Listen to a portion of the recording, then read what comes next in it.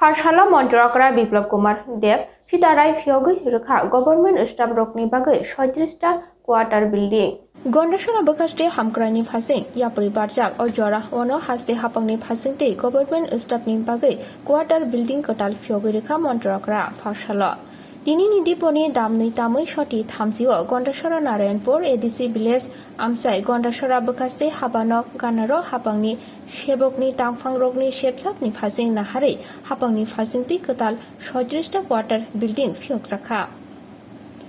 তিনি সংযোজক পান্দাও মন্ত্রকরা বিপ্লব কুমার দেবনো কারি তংবাইখা MP Rebati Tripura MLA Dhananjay Tripura MDC Bhumikananda রিয়াংনো খবৈ কুবনি আদংরক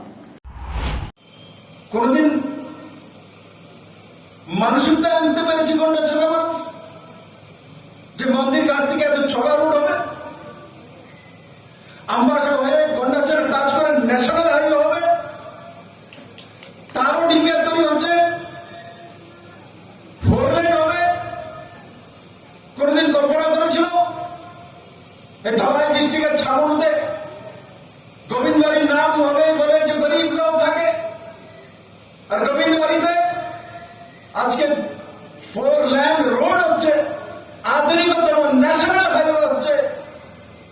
350 কোটি টাকা খরচা করে রোড হচ্ছে এনএচএডিসিএল এর মাধ্যমে যান গিয়ে দেখা আসুন শম্ভুলাল চাকমা সেখানের বিধায়ক আছে মনে হয় যেমন কোন মেট্রোপলিটন সিটির রাস্তা হচ্ছে নেই ব্যাংক নেই মনরেগার কাজের ব্যবস্থাও নেই কারণ কি কোনো ব্যক্তি সরকারি কর্মচারী যাওয়ার জন্য রাস্তা নেই কে জবাব দেবে বিগত 35-40 বছরের চিহ্নিত করুন তাদেরকে এখন এরা মায়া কান্না কাঁদছে জিজ্ঞাসা করুন